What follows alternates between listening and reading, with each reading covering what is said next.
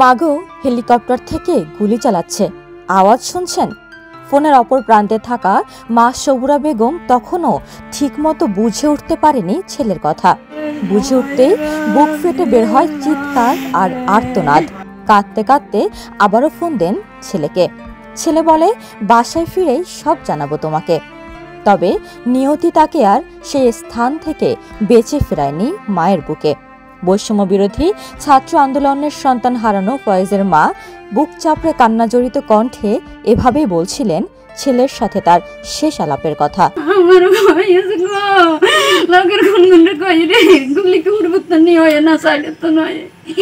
এই কথা কইতে কইতে গুলির আওয়াজ অনেক মনে চারাইছি, একটু দিতে রাই দিছি। মানার কাছে ফোন দিছি, আইতে ফোন দিই না, মানে ফোন দি কই মানে কোন বিপদ আছে, কি অবস্থা আছে, কোনায় আছে, তাই ফোন দিছি। আর ফোন কোনো সময় রিসিভ করে না, আর ফোন আইলে কাটি দিয়ে হিকে ব্যাগ করি।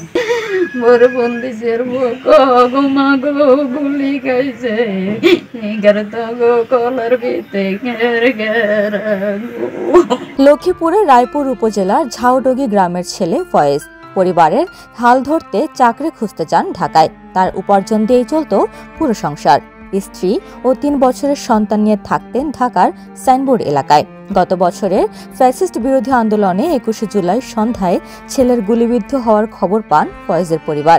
মাথায় গুলিবিদ্ধ অবস্থায় ঢাকা মেডিকেল কলেজে নিয়ে গেলে সেখানে জীবন প্রদীপ নিভে যায় তার। ফয়েজের কাছে তখন তো এর মোবাইলে কোনো নির্দিষ্ট নেই, না থাকা তো বড় দিলাম।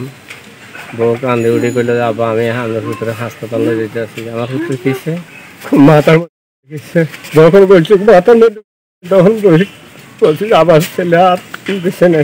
এবার যার সাথে আমার ছেলে কাজ করে এরা ঢাকা মেডিকেল নিছে, মেডিকেল নিবার পথে মারা গেছে। তারপরে ডাক্তারকে নিছে, ডাক্তার কাছে ডাক্তার বলছে যে আপনার এই মুহূর্তে লাশ নিয়ে যান, ফয়েজের আত্মত্যাগের প্রতি শ্রদ্ধা জানিয়ে জুলাই ফাউন্ডেশন থেকে 5 লাখ টাকা ও জামাত ইসলামীর পক্ষ থেকে 2 লাখ টাকা ছাড়াও ফয়েজের ছেলের নামে 10 লাখ টাকার সঞ্চয়পত্র দেওয়া হয়েছে বলে জানান ফয়েজের বাবা আলাউদ্দিন ব্যাপারী। তবে শুধুমাত্র সহযোগিতা নয়, আন্দোলনে স্বৈরাচার সরকার ফয়েজ সহ সকল শহীদদের উপর যেভাবে নির্যাতন চালিয়েছে তার বিচার চান ফয়েজের পরিবার। ঢাকা ভার্সিটি থেকে আমাকে একটা ফোন দিচ্ছে যে আঙ্কেল, এখন আমরা আমাদের সমর্থন যাই তুলে আমরা কিছু দিতাম, এখন আপনাদের মতামত কি, আমরা আপনাদের দিব না আপনার ভোরও দিব? তখন আমি বলছি, বাবা এই টাকাটা আমাদের দিও না, আমার ভোরও দিও না, আর টাকাটা আমার নাতিকে দাও, যেহেতু আমার নাতিটা ছোট। আমরা চাইতেছি বিচার, যারা এইভাবে আমরা এদের বিচার চাই। ছোটবেলা থেকেই অমায়িক এবং ভদ্র স্বভাবের ছিল ফয়েজ। একমাত্র উপার্জনক্ষম ব্যক্তিকে হারিয়ে দিশেহারা হয়ে পড়েছিল পরিবার।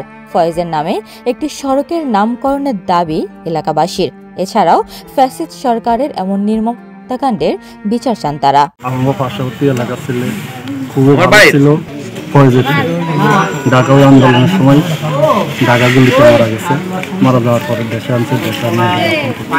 সংসারটা বর্তমানে অবস্থা খুবই কষ্ট করতে আছে, কষ্টতে চলতে আছে। সাহায্য সরকার হাতটা ভাড়া দেয়। সড়কটি আমাদের ফয়েজের নামে নামকরণের জন্য আমরা দাবি জানাচ্ছি, রাস্তাটুকু যেন ফয়েজের নামে করা হয়। এ বিষয়ে উত্তরচর আবাবিল ইউনিয়নের 9 নম্বর ওয়ার্ডের জামায়াতের সভাপতি বলেন, ফয়েজ জামায়াত ইসলামের সমর্থক ছিল, তাই দলের পক্ষ থেকে আর্থিক সহযোগিতা করা হয়েছে এবং এই সহযোগিতা অব্যাহত থাকবে। আমার জেলামির মাধ্যমে যখন আমরা মারা গেল, মারা যাওয়ার পরে সংগঠনকে সমস্ত তথ্য দেওয়া হয়েছে। দেওয়া হওয়ার পরে সংগঠন ওনাদেরকে নগদ 2 লক্ষ টাকা দিচ্ছে।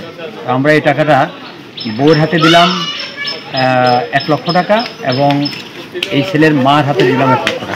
টোটাল আমরা 2 লক্ষ টাকা সংগঠনের মাধ্যমে তাদেরকে অনুদান হিসেবে দিচ্ছি। উপমা রায়, সোনালী নিউজ।